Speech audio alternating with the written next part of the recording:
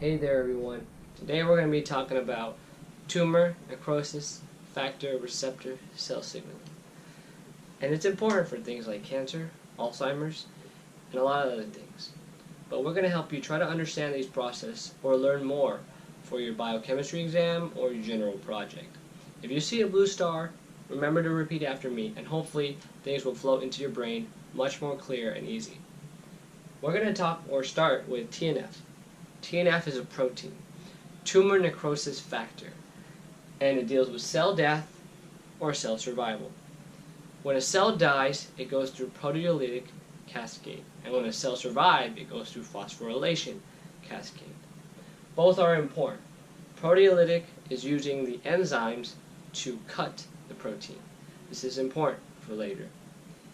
The outcome determined by the relative abundance of downstream proteins, which we will introduce later, is also important, and it will determine which way we float.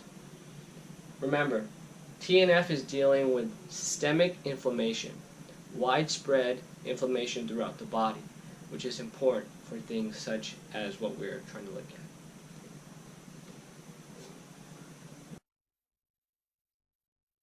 Hey there guys, so take a look at this illustration. I'm totally hypothetical, I made up. Help you understand things. So when we take a look at the top, we have the TNF alpha, which is this amino acid about 212 in length, secretes this 185 amino acid that attaches to the TNF receptor.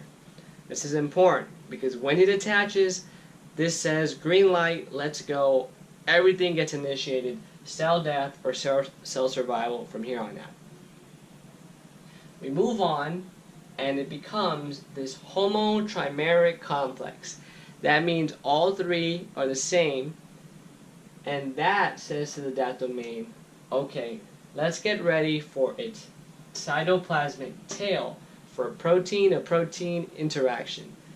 Now I put these as question mark because these are adapter proteins, but they can either be on cell survival or cell death. We will talk about cell death, and in cell death there are two or three that you need to know. The FADD and the TRADD. Maybe the SODD. This is important. So when we talk about the conformational change with the homotrimeric complex, we have the silence of death domain, or SODD. SODD is important because it is an inhibitory protein. That means that when we're here, this inhibits the whole process.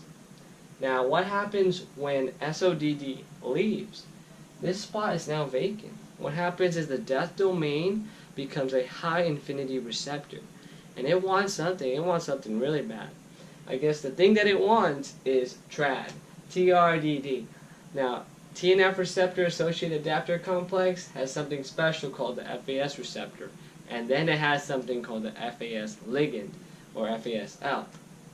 The L works with T cells and B cells during the development of the immune system.